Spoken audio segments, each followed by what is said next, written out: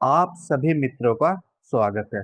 मित्रों, आज हम ध्यान के 5 ऐसे शक्तिशाली पॉइंट के बारे में बात करेंगे कि जिन्हें यदि कोई भी साधक अमल में लाता है तो वह निश्चित ही ध्यान में उतर जाएगा। ध्यानी साधक को भी जीवन में शुभ ही विचार चाहिए, क्योंकि शुभ ही विचारों के साथ ध्यान को किया जा सकता है। जैसे कि मैं आपको 5 पॉइंट बताने से पहले एक छोटी सी कहानी सुनाना चाहता हूँ। वो कहानी है ब्रूस ली की। ब्रूस ली को आप सभी जानते हैं। ब्रूस ली अपने जीवन में 5 अफर्मेशंस का ध्यान करता था। उसकी जो पहली अफर्मेशंस थी वह थी I am the best. Second थी I can do it alone।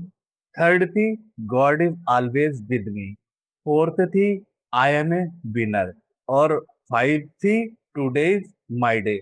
In 5 affirmations के साथ ब्रूस ली का पूरा जीवन बदल गया। ऐसे ही आपका भी जीवन बदल सकता है यदि आप चाहें तो, यदि आप शुभ अफर्मेशंस को अपने जीवन में डालते हैं। मित्रों, ध्यान करने के लिए जो सबसे जरूरी चीज है वह जरूरी चीज है डिसिप्लिन। अर्थात जब भी आप ध्यान करें तो आपको डिसिप्लिन के साथ ध्यान करना है। सबसे पहले आपको सही आसन का चुनाव करना है, सही स्थान का चुनाव करना है और विधि का चुनाव करना है। पूर्णतया डिसिप्लिन के साथ आपको ध्यान का अभ्यास शुरू करना है।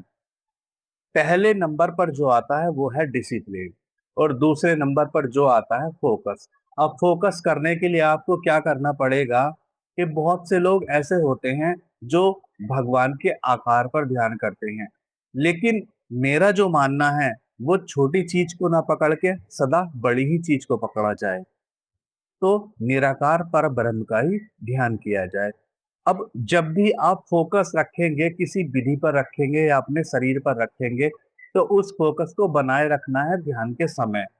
और यदि कोई बहुत ही अच्छा साधक है तो वह उस फोकस को ध्यान के बाद भी बनाकर रख सकता है, क्योंकि अपने शरीर को देखना या किसी को भी देखना कोई मुश्किल कार्य नहीं है।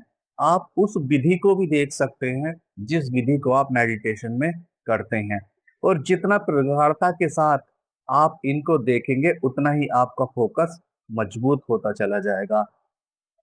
और जब आपका फोकस मजबूत होगा तो आपके भीतर जो तीसरा पॉइंट है वो घटेगी एकाग्रता। और जितनी एकाग्रता आप साधते चले जाएंगे, आपके अंतर चक्षु खुलते चले जाएंगे। आपके अंतर चक्षु खुलने के साथ साथ आपके तो मस्तिष्क के सूक्ष्म तंतु हैं जो बंद पड़े हुए हैं, जिनसे हमें ज्ञान प्राप्त होता है, वह भी खुलते चले जाएंगे। जैसे जैसे तुम्हारी एकाग्रता सधेगी वैसे वैसे तुम्हारे चक्र भी एक्टिव होने शुरू हो जाएंगे, क्योंकि ऊर्जा कुंडलिनी से निकलकर ऊपर की ओर बढ़ना शुरू हो जाएगी। अब जब आप ध्यान में बैठते हैं तो होता क्या है, देखिए ध्यान में बैठने के बाद विचार बहुत आते हैं, भाव बहुत आते हैं। तो चौथा जो पॉइंट है वो पॉइंट है इमोशनल कंट्रोल का। इसमें आपको करना क्या है कि आपके भीतर जो भी भाव उठ रहे हैं, जो भी विचार उठ रहे हैं, उनमें आपको बहना नहीं है, बस मात्र साक्षी होकर देखना है। क्योंकि जब आप ध्यान की गहरी अवस्थाओं में जाना शुरू करेंगे, डीपनेस में जाना शुरू करेंगे, तो आपके भीतर अनेक ऐसे भाव उठेंगे जो आपके जीवन में इससे पहले कभी नहीं उठे थे। तो जब भी कोई नया या शक्तिशाली भाव व्यक्ति के भीतर उठता है तो वह उसमें बह जाता है और वह उसे अपना मान लेता है।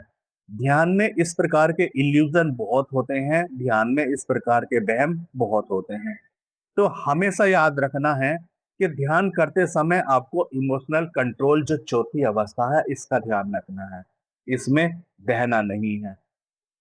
और जब आप इस अवस्था को भी पार करके चले जाते हैं तो आपके सामने फिर एक और अवस्था आती है, कॉग्निटिव फंक्शन।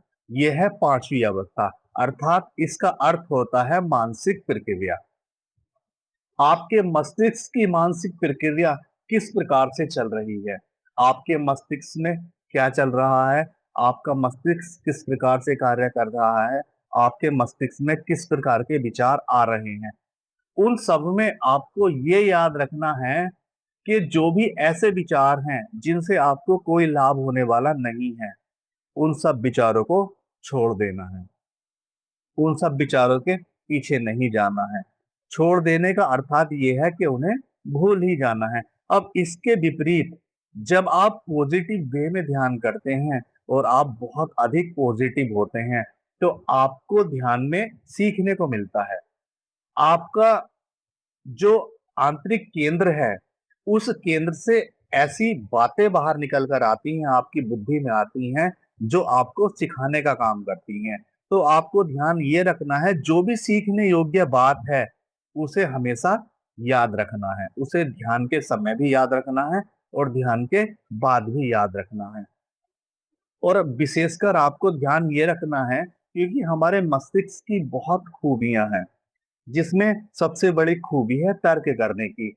और जो भी व्यक्ति तर्क करता है, वह व्यक्ति ध्यान में गति नहीं करता है।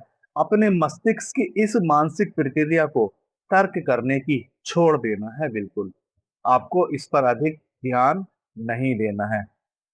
और अंत में जो आपके मस्तिष्क की प्रक्रिया आती है, वो आती है निर्णय लेने की क्षमता।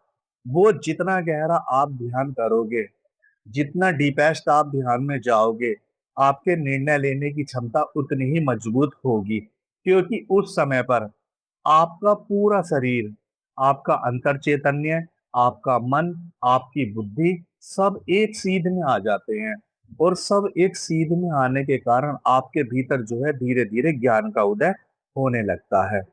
और जब ज्ञान का उदय होने लगता है, तब आपके भीतर सीखने की प्रक्रिया बढ़ जाती है। और जितना आप सीखते चले जाते हैं, उतना ही आप परिपक्व होते चले जाते हैं।